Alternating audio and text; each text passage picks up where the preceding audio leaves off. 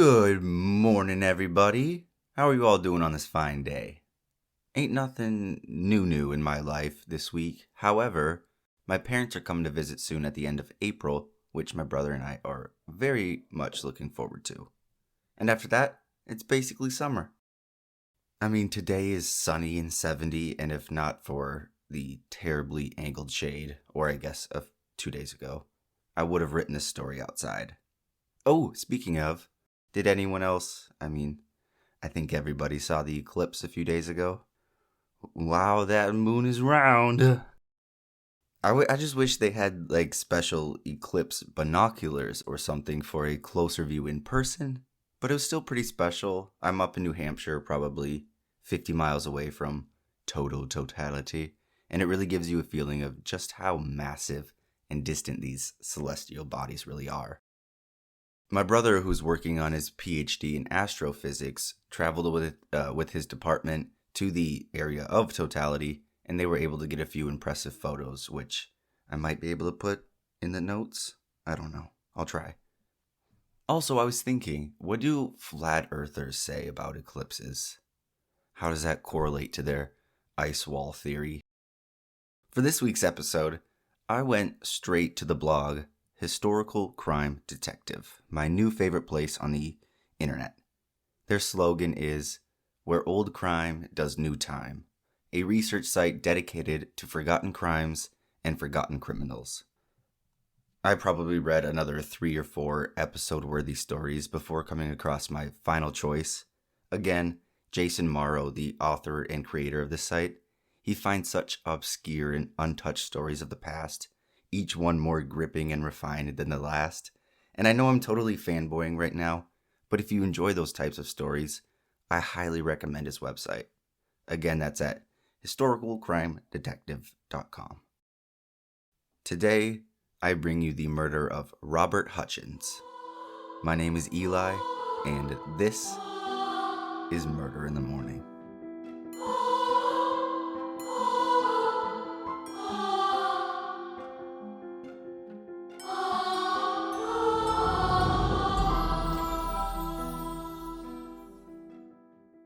My source, singular, for today is, of course, Historical Crime Detective. On November 9th of 1927, 20-year-old Howard Hitchens of Georgetown, Delaware, arrived at the local police station in a state of apparent shock. His uncle had been murdered. Once able to calm down and catch his breath, Howard told the officers of his past few traumatic hours. He said he hadn't seen his uncle, Robert Hitchens, in a few days despite living just miles away on the same road, which Howard said was quite unusual for the family. Naturally, the 20-year-old went to check up on his uncle at the farmhouse, not knowing what waited for him inside. Howard found his uncle dead, slumped on the floor of his bedroom, beaten and bloodied beyond recognition. The room itself had been covered in blood, splattered across all floor walls and the ceiling. Quote, "When police arrived, they found the 55-year-old farmer and auto mechanic crouched in a corner, as if he died in a last effort to ward off blows which fractured his skull in 3 places and opened 16 other wounds. Robert, who was unmarried and described as sober and industrious, was known throughout southern Delaware as well-to-do. Police theorized that he had arrived home to find robbers in his house who then overpowered him and bludgeoned him to death. The coroner said he had probably been dead for 2 or 3 days, which made it more difficult to talk to witnesses who might have seen or overheard anything. Without blood or DNA sciences, and fingerprinting still in its wee little baby era, Robert's murder investigation quickly dwindled, and after months without any new leads, it seemed as cold as they come. In the meantime, Robert's surviving family members held a funeral. His sister, May Hitchens Carey, who was a widowed mother, and her 3 boys, Howard, James, and Lawrence. May Carey was also his sole beneficiary and received $2,000 as a life insurance payout. After she paid for the funeral, settled his estate, and paid the lawyers, she was left with about $900, or in today's money, 13,000 or so. For 7 years, Robert's gruesome murder remained unsolved. On December 5th, 1934, when May Carey's youngest son, Lawrence, was caught burglarizing a house, police got their first break in the case. Lawrence, who was only 14 at the time of his uncle's murder, was never asked about it. Now, 21 years old, investigators wondered if maybe he did know something. Quote, when questioned about his uncle's murder, the 21-year-old told police that he heard his mother and his two older brothers, Howard and James, planning his uncle's death. His mother promised Howard a new car if he helped her kill his uncle, end quote. And from there on, Lawrence spilled every bean. According to the historical crime detective, on the day of the murder, November 7th, his mother sent him to the general store, Lawrence, the youngest, where his uncle liked to hang out, to see if he was still there. Lawrence, again only 14 years old at the time, found his uncle there and reported back to his mother.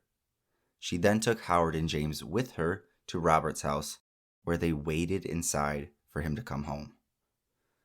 After Lawrence gave his confession, Delaware investigators quietly arrested and questioned James, the next youngest, or middle child, who confirmed their story.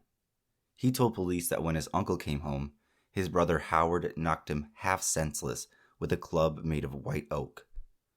His mother then attacked her own brother with a sledgehammer, and together, the three beat Robert Hitchens to death. When they were finished, May Carey poured whiskey into her brother's mouth, spilled some on his clothes, and then shattered the drinking glass on the floor. James, who was 16 at the time, then told police that the three of them returned to their home in Georgetown, where they burned their clothes, buried the club, and buried the sledgehammer. And for 7 years, they never talked about it again. After James confessed, officers immediately arrested 56-year-old May and her eldest son, Howard, and charged them both with first-degree murder. Until the day of their trial on April 1st, both had denied any involvement in Robert's death. But suddenly, May Carey had a change of heart. Quote, during their one-day trial held on April 8th, 1935, May took responsibility for the crime and said, quote, I drove the children to do it. Howard agreed, and in a last-minute plea to the jury, he blamed his mother for coercing him to kill his uncle. After 3 hours of deliberation, the jury found May and Howard guilty of first-degree murder with a sentencing recommendation of mercy. For James's part, he was convicted with second-degree murder, end quote. As for Howard and his mother, at the time, in Delaware, as in other states, a first-degree murder conviction typically meant a death sentence. Juries could make recommendations, like they did in this case, for mercy, but the decision was usually left to the presiding judge. Because she was a woman in an era when women seldom received death sentences, newspapers confidently predicted May would be sentenced to life in prison. On top of that, since she was the architect of the crime and tried to take sole responsibility, many believed Howard would also receive a sentence of life in prison. And in the 1930s, life in prison really didn't mean life in prison. Instead, May could expect to be paroled in less than 10 years, and Howard would likely have to serve between 10 to 20 years before being possibly paroled and released. The two held their breath and, I assume, crossed their fingers as the sentences were handed down on April 26th. The judge first refused a motion by the defense for a new trial, and then he went on to describe this crime as, quote, the most vicious in the criminal annals of the state, and that the law makes no exceptions to sex, end quote. He then sentenced both mother and son to death by hanging in the Sussex County Jail near Georgetown on June 7th. May Carey, who had wholeheartedly expected the judge to follow the jury's recommendation of mercy, screamed hysterically as the court imposed her penalty. And June 7th was a hard date. There would be no appeals. That decision was final. How they reconciled with their fates over the next month is beyond me. I can't fathom how impending that must feel. According to Delaware Today, newspapers served up a breathless, hour-by-hour front-page coverage of the executions, detailing the final hours mother and son spent in adjoining cells, separated by only a stone wall. They ate cake and ice cream together around 2 a.m., then slept a little before resuming their discussions of forgiveness and the afterlife. During the night, while both mom and baby boy slept not so soundly, Howard's spiritual advisor spoke with newspaper reporters who were waiting in an administration building nearby, and he said that both were very sorrowful, repentant, and in his opinion, well prepared for death. Quote, at 5:02 that morning, May Carey was led away from her cell, and when she passed by her son, she turned to him crying and said, "Goodbye, Howard. Goodbye, boy." He replied, "Goodbye, mother." From the cell block, she was taken outside to the main courtyard where the state-owned gallows were assembled. It was surrounded by a high boarded fence and canvas roof that had been hastily built to conceal the execution. According to Delaware law, the spectacle of public executions had long since passed. Tight-lipped and dry-eyed, she walked unassisted up the 13 steps to the top of the scaffolding. Just before the black hood was placed over her head, she said half defiantly and with a wavering voice, "My way is clear. I have nothing else to say." At 5:07, the trapdoor gave way and the bound and hooded figure of a 55-year-old gray-haired grandmother dropped quickly and jerked hard when the thick rope reached its limit. She was allowed to hang there for 17 minutes before she was declared dead. 17 minutes never felt longer when officials stood there watching a bound and hooded dead woman swinging gently back and forth, back and forth, back and forth. Less than 15 minutes later, Howard was led down the same path and up the same flight of stairs. He turned to the jurors, as they were the only public people that were required or allowed to witness the execution, as he gave his final words. Quote, "Gentlemen, what I did was against my will. I am sure anyone in my place would have done the same. Nope. I hope to see my 3 little ones on the other side." End quote. At 5:41, the trapdoor sprung, and Howard met the same fate as his mother. He hung there, twitching at first, then swaying like his mother did for 19 long minutes. And finally, at 6 o'clock, he was declared dead. At May's request, the funeral procession passed her mother's house, where just across the road lay the remains of Robert Hitchens' farm, destroyed by fires several years earlier. May Carey would be the last ever woman executed in the state of Delaware. And that, my friends, is the story of Robert Hitchens and his meanie sister. This case wouldn't have been too crazy initially, but to involve your children in a murder? Yes, please. As always, I hope you all enjoyed today's story. Thank you for all the continued support. And if you would like, stick around for I wrote bonus butt after the music. Okie dokie. Bye-bye. Love you.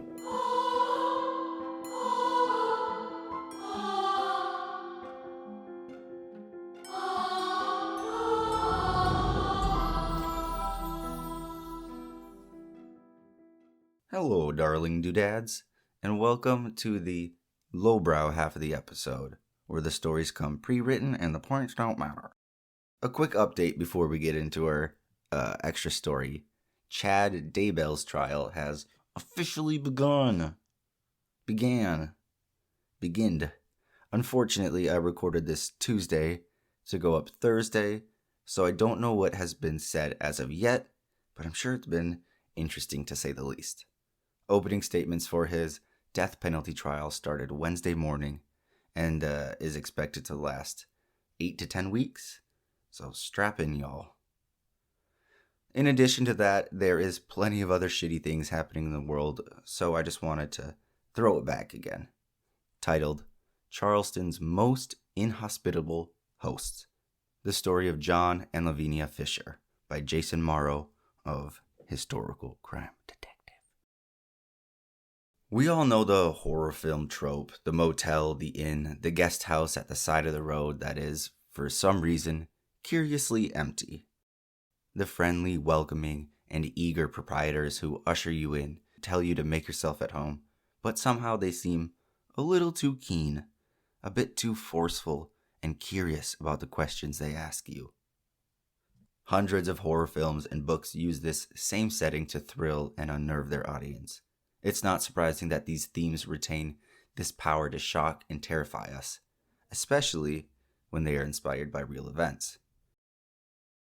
The story of John and Lavinia Fisher exemplifies a perfect made-for-film true horror story that happened long ago. At the beginning of the 19th century, the Fishers lived just outside Charleston, South Carolina. They split their time between running an inn for travelers and heading up a gang of highwaymen who made a living by trapping and killing unwary visitors and then stripping the corpses of their valuables.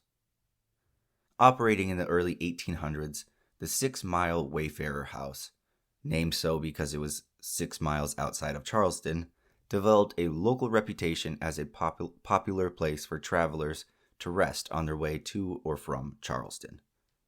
However, the local authorities began to catch a whiff of something untoward when people noticed a few too many of the patrons of the inn checked in, but never seemed to check out. According to legend, Lavinia greeted travelers at the door. I think I've said her name different every single time. It's Lavinia. Lavinia greeted travelers at the door and ushered them into a living area, where she would begin to question them about themselves, their lives, and their business. Based on the answers, she and her husband determined which guest had enough valuables to make robbing them worthwhile. For the chosen victims, Lavinia provided them with a cup of tea containing a poison or a sleeping agent strong enough to force them to quickly retire to bed. As it happens, the Fishers had customized the bed in that room to fall through the floor, dropping its occupant onto a specially crafted spiked room lying underneath the house. To add to this macabre, John finished off anyone who survived the poison and the fall. Subsequent investigations revealed that the Fishers allegedly dispatched hundreds of people in this gruesome manner. Several versions of the infamous couple's downfall exist in popular folklore. One version asserts that some of the town's fathers decided to investigate the disappearances and formed a posse to search the road. After finding nothing, when most of this group returned to Charleston, the posse left one man, David Ross, to stand watch alongside the road. That night, 2 people in the Fisher gang ambushed Ross, beating him and dragging him to where the gang had gathered. As the story goes, Ross recognized Lavinia and begged her to help him.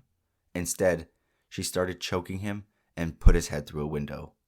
During the struggle, he managed to escape, made it back to Charleston, and alerted the authorities.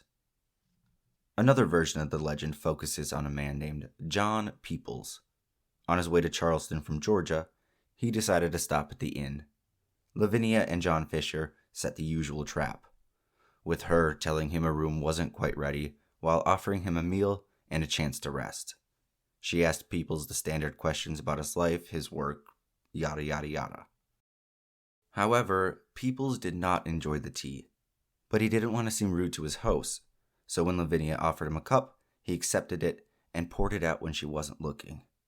The questions continued, and Peoples evidently began to feel uncomfortable with this line of questioning. He also heard people moving around in other rooms, despite his host's assurance that they were alone.